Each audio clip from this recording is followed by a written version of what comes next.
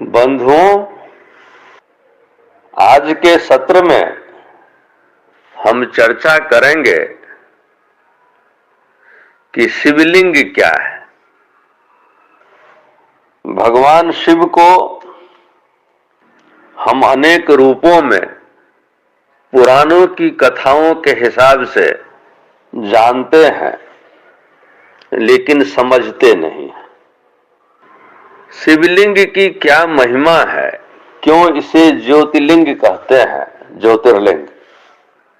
इस वस्तु को समझना जरूरी है, क्योंकि जैसा कि मैंने पीछे भी कहा है कि जब वेद को और सनातन धर्म को नष्ट भ्रष्ट किया गया आसुरी शक्तियों द्वारा और हिंदू धर्म चलाया गया, तो किस प्रकार से सनातन धर्म के ही मूल बातों को एक अंधविश्वास की चादर में लपेट करके उसको विभिन्न प्रकार से पूजा अर्चना की जो विधि बनाई गई, उसमें मूल तत्व कहीं खो गया जो सनातन धर्म का था।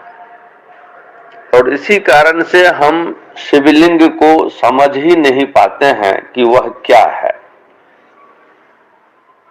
और जो कुछ भी उसके विषय में बताया जाता है शास्त्रों पुराणों का उदाहरण देकर के, उसमें आप पाएंगे कि बहुत हद तक अभद्रता और अश्लीलता भी शामिल है। तो पहले तो हम यह जाने कि शिव क्या है, जो मैं पहले भी कई बार कह चुका हूं कि शिव विशुद्ध ज्ञान देह स्वरूप है। विशुद्ध ज्ञान देहाय त्रिवेदी दिव्य चक्षुषे, जिसका संपूर्ण शरीर ही ज्ञानमय हो गया है। साधक की उस अवस्था को हम शिव कहते हैं, जिसमें साधक का संपूर्ण देह अंग प्रत्यंग रोम रोम ज्ञानमय हो गया है और तीनों वेद उसके नेत्र हो गए। वेद भी ज्ञान से ही लिया जाता है। मतलब जिसको सौ चराचर का संपूर्ण ज्ञान प्राप्त हो गया है, उस महान स्थित का नाम है शिवत्व को प्राप्त होना। मैंने पीछे भी कहा है कि सनातन धर्म में आत्मा को ही सर्वत्र पूजा गया है और हमने विभिन्न नाम दे करके राम, कृष्ण, विष्णु, शिव, दुर्गा, काली, लक्ष्मी, यह सब कह के आत्मा को ही सम्मानित किया है। सनातन धर्म में आत्मा को ही पूजा गया है और आत्म दर्शन या आत्म साक्षात्कार ही जीवन का परम लक्ष्य है। इसीलिए शिव को कहते हैं आत्मा त्वं, आप मेरी आत्मा हो, गिरिजामते।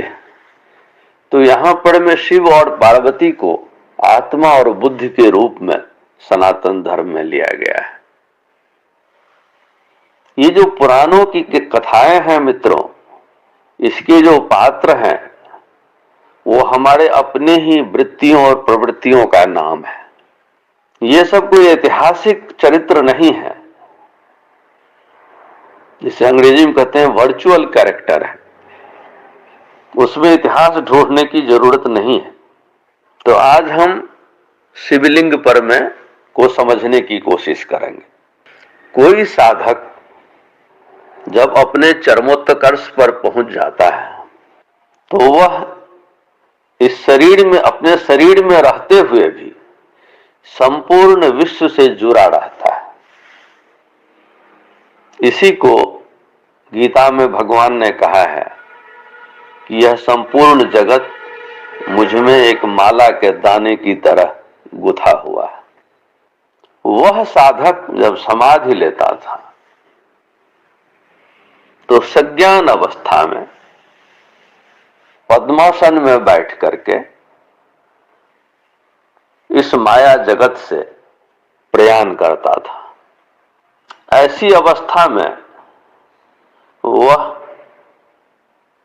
ज्योति मार्ग से जाता था और ऐसा करने के लिए वह पद्मासन में बैठ करके प्राणवायु को केंद्रित करके, जिसको गीता में भी कहा गया है कि किस तरह से गमन करना है, समूह सारे इंद्रिय द्वारों को बंद करके। तो जब वह साधक ऐसा करके अपने ब्रह्मरंध्र को फाड़ के निकलता है तो उस समय जो आकृत बनती है उसको प्रतीक स्वरूप शिवलिंग के रूप में दर्शाया गया है। और इसके लिए शरीर का स्वस्थ होना जरूरी है। इसीलिए सुगंधिम पुष्टिवर्धनम की बात हुई है, यह कहने से पहले कि उर्वा रुकमिव बंधनात् मृत्योर मुक्षीयमामृतात्। फूट की तरह, जैसे फूट पूरी तरह से पक करके अपनी ही तेज से फट जाता है, वैसे ही वह साधक अपने शरीर को साधता हुआ जो सुगंध और पुष्टि से भरा हुआ होता है, ब्रह्मरंध्र से निकलता है इस दुनिया को टाटा बाय बाय कह के सज्ञान अवस्था में। क्योंकि प्रायः लोग जो मरते हैं वह मृत मूर्छिता अवस्था में होता है, लोग मूर्छित हो जाते हैं, इसीलिए मूर्छित होकर पैदा होते हैं और मूर्छित अवस्था में ही जन्म भी लेते हैं। फिर जब माया जगत में प्रवेश होता है तो बच्चा रोता है। लेकिन जो साधक सज्ञान अवस्था में जाता है वह जब कभी लौटता भी है तो सज्ञान अवस्था में ही रहता है। बहुत जल्दी उसके पूर्व संस्कारों के कारण वह आत्मज्ञान को प्राप्त कर लेता है, क्योंकि जीवन का मूल लक्ष्य ही आत्मदर्शन है, आत्म साक्षात्कार है। तो जब ब्रह्मरंध्र फटता है तो एक छेद होता है, इसे अंग्रेजी में एपर्चर कहते हैं, एक द्वार सा खुलता है और उसमें से प्राण आत्मज्योत निकल जाती है। तो उस ब्रह्मरंध्र के उस द्वार को फटने से जो बनता है, उस छेद को, उस एपर्चर को शिवलिंग में गौड़ी पट्टा के रूप में दिखाया जाता है और लिंग के रूप में आत्मज्योति को, प्राण को निकलते हुए दिखाया जाता है। और जो साधक पूर्व काल में, वैदिक काल में ऐसा करके जाते थे, उनकी समाधि पे प्रतीक स्वरूप यह रख दिया जाता था कि यह ज्योति मार्ग से गए थे। उसे देवयान भी कहते हैं, क्योंकि अब उन्हें लौटना नहीं है। किसी खास विशेष प्रयोजन से ही वह पुनः लौटेंगे। इसी से अवतारवाद की परिकल्पना हुई। लेकिन वैसे तो देखें तो हर जन्म ही एक अवतार है। हर मनुष्य अपने पूर्व जन्मों के कारण फिर से अवतरित होता है। लेकिन जो दिव्यात्मा है उनके गुण कुछ और होते हैं, क्योंकि वह पिछले जन्म में भी ज्योति मार्ग से गए थे। तो शिवलिंग उस अवस्था को जो ब्रह्मरंध्र के फटने से होता है और उसके बीच से जिस तरह से प्राण या आत्मज्योति निकलता है, उसको हम तस्वीर में, पिक्चर में दिखाने के लिए शिवलिंग की वैसी कल्पना की गई है, जिसको हम आजकल पूजते हैं।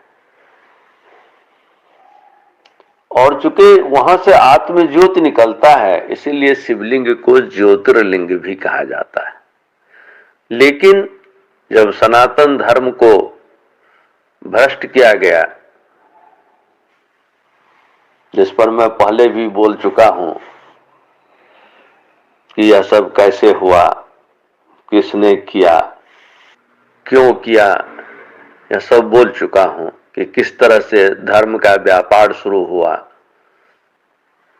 वेद में जो मंदिर है वह शरीर ही है, उसी के आकार में जो फिर मंदिर बना के उसमें आत्मा स्वरूप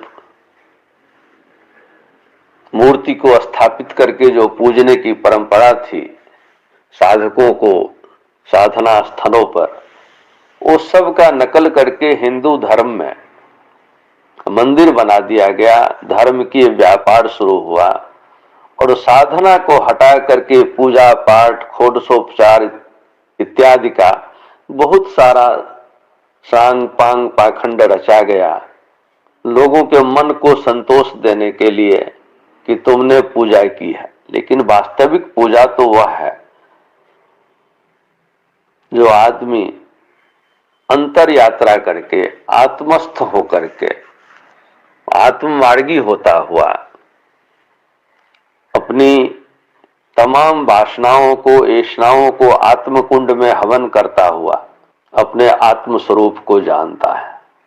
तो जितनी सारी कहानियां जोड़ दी गई हैं, उन कहानियों में न जा करके हम समझें कि ज्योतिर्लिंग वह प्रतीक है कि कौन साधक ज्योति मार्ग से गया और उसकी जो पूजा की परिपाटी चली वह यह था, क्या मनुष्य को बार बार याद दिलाना था कि तुम्हें जाना है ब्रह्मरंध्र को छेद करके, ब्रह्मरंध्र को फाड़ करके वहां से निकलना है। सांसारिक कर्मों को निर्लिप्त भाव से, निष्काम ढंग से करते हुए हमेशा इस पर केंद्रित रहना है कि हमें जाना यहीं से है। और इसके लिए मन का हमेशा शांत होना जरूरी है। इसीलिए शिवलिंग पर जल ढालने की भी परिपाटी चली। और बाकी जितनी सारी चीजें हैं वह सब धर्म के व्यापार के लिए है, जिसमें नहीं उलझना है साधक को। शिवलिंग के मूल स्वरूप को मैंने कहा, उसको ध्यान में रखते हुए अपने हर कर्म के समय कहना चाहिए कि मैं जो कर रहा हूं वह क्या कर रहा हूं, क्योंकि अंत में मुझे जाना ऐसे है। और इस तरह से शरीर को मंदिर की तरह शुद्ध रखते हुए, स्वस्थ रखते हुए यहां से, इस माया जगत से गमन करना है। शिवलिंग हमको बार बार यही याद दिलाता है। इसलिए हुआ कि अगर हम एक बार भी मंदिर जाते हैं और देखते हैं शिवलिंग को, तो हमें याद आता है कि हमें जाना तो यहाँ से है। हम अपने सांसारिक कर्मों में उलझ के इस मूल उद्देश्य को, इस मूल लक्ष्य को भूल न जाएं। इसीलिए सिर पे, ललाट पे टीका लगाने की परिपाटी चली। महिलाओं में सिंदूर दान का प्रथा चला कि हर दिन वह याद करेगी सिंदूर करते समय कि हमें जाना है यहाँ से। तो शिवलिंग की महानता इसीलिए है कि यह हमें बार बार याद दिलाता है कि हमें ब्रह्मरंध्र को फाड़ के इस दुनिया से जाना है। और जैसा मैंने पहले कह दिया कि ऐसे साधकों के ऊपर यह रख करके यह बताया जाता था बाकी पीढ़ी को कि देखो ये ज्योति मार्ग से गए थे। मेरे विचार से शिवलिंग का जो मूल उद्देश्य है वह मैंने बताया और इस पर फिर हम चर्चा जारी रखेंगे। धन्यवाद।